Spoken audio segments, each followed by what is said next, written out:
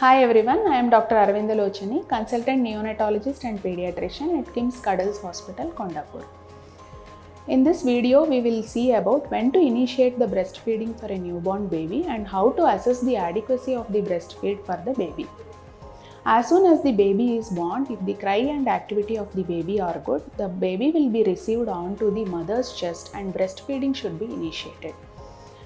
After a normal vaginal delivery, breastfeeding should be initiated as early as possible and not more than 1 hour should be wasted before initiating feed for a cesarean section.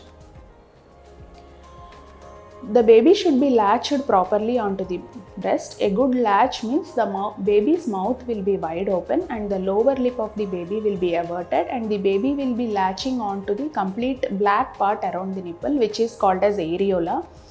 And the baby will be having frequent good sucks. Initially, the baby will have faster sucking followed by slow and frequent deep sucking. The baby's abdomen will be touching on the mother's abdomen.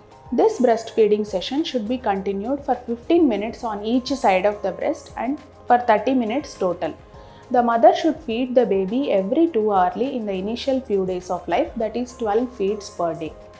After each feed, the baby will sleep for at least 1.5 to 2 hours and the baby will pass urine around 6 to 8 times per day, indicating the breastfeeding is sufficient for the baby. In the initial few days, the mother will be producing thick white colored milk which is known as colostrum, which has many immunological factors which are helpful in preventing infections in the newborn baby. This is called as the first vaccine given by the mother to the baby. So, if the baby cries before 2 hours also, the mother should feed the baby as much as possible. This is called as demand feeding, which is the feeding given as per the baby's demand. In the initial few days of life, the babies tend to lose some amount of weight. Up to 10% of weight loss is acceptable and they tend to regain the birth weight by 7 to 10 days of life. The weight loss in the initial few days of life should not be confused for inadequacy of breastfeeds, and the feed should be continued as frequently as possible.